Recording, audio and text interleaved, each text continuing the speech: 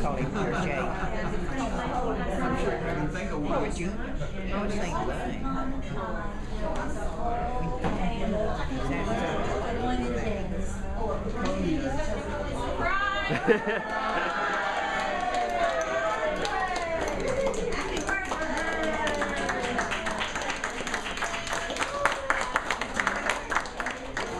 Happy birthday to you. Happy birthday to you.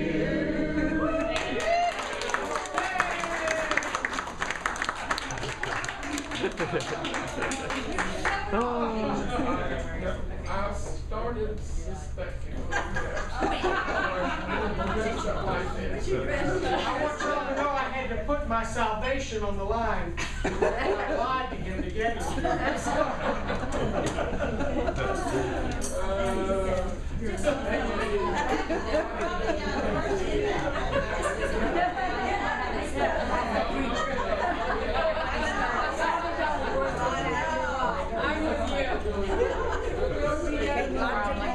Oh, here, one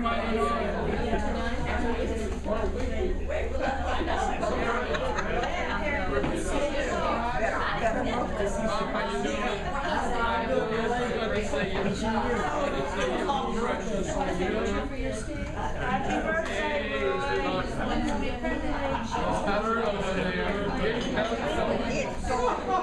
How you doing there?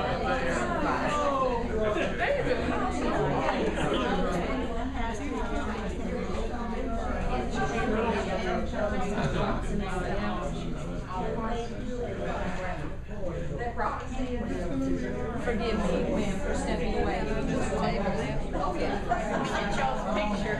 I don't think it is. Linda.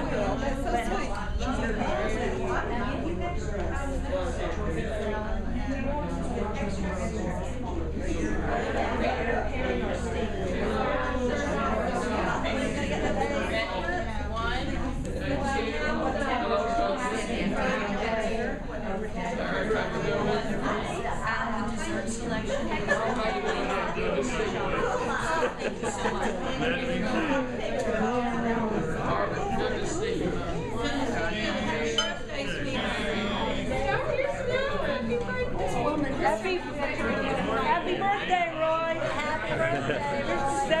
70 more.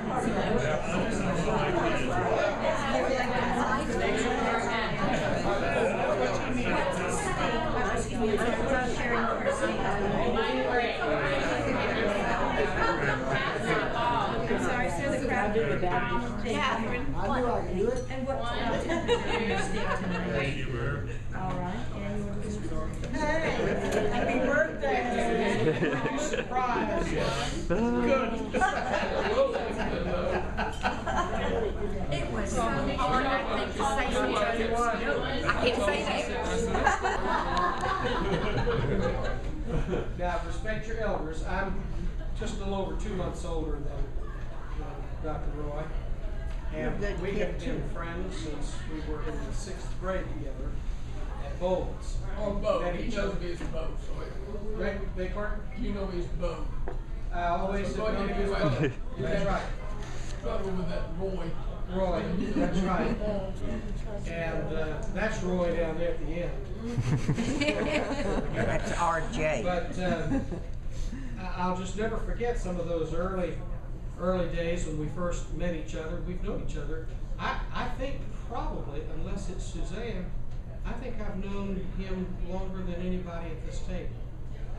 Longer period of time. 1950. Fall of 1950 was when we met. And Not barely. 73. Oh, Is that right? right. But we've had a long and steady friendship. And even when we have been away from each other, when he was serving our country in Vietnam, military, and I was escaping because I was a minister, and they classified me as 4F. So that was good, good to happen. But I want to tell you, I'm sure you all know this, and I'm not telling you anything, but I appreciate somebody who is so steadfast, and he is the same today as he was 60 years ago. And just always able to count on him. Our friendship has never depended on an emotion or what one has done for the other, and yet he'd give you the shirt off his back. He's that generous a person. I do remember the first time I spent the night at that house on Ortega Forest Drive. You remember that, though, when I spent the night there and I ate at the Schnauss's table? And if you've never met Dr. Schnauss Sr., just perfect Southern gentleman. And of course his mama, just a sweetheart. But I'll never forget sitting there. We went to Bowles and we ate with a tin tableware that was always dirty, and we would always pick up our forks and knives and wipe it. And I'll never forget that first evening I sat at the table with them. My parents had gone out of town, so I was spending the weekend at the Schnauss's. I picked up the Schnauss's sterling silver without even thinking. I picked up this and I did this, and he almost went under the table. Mrs. Schnauss's mouth just. That was her. Dr. Schnauss Sr. just sat there just as calm and cool and collected, and I realized what I had done. I was ready to crawl under the table. But one of the things I told my parents when I went home was, that place is so quiet. Nobody ever raises their voice. And in our house, it's loud and lots of stuff like that going on, but the Schnausses were always very calm and very quiet. That's changed in 60 years. That's the one thing that has changed in 60 years. Changed in the last 4 months.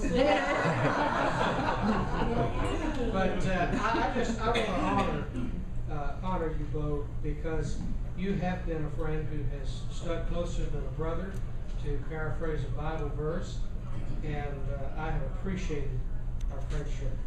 And was there anything else you wanted me to say? I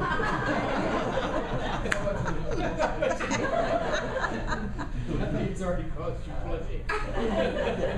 But way back when we were in the 6th grade, I got to tell you this. I knew that I was going to be a minister one day, and he, of course, knew he was going to be a doctor.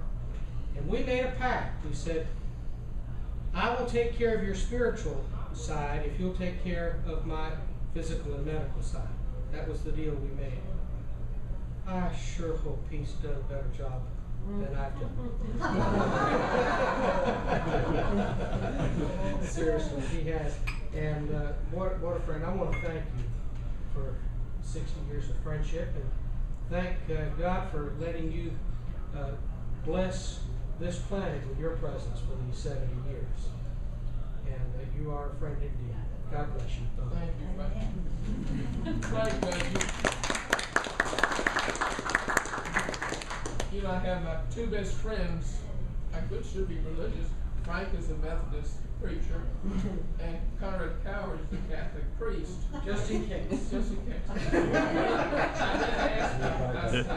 Conrad was ordained down at the cathedral in St. Augustine. I said, "Are you going to get me to heaven?"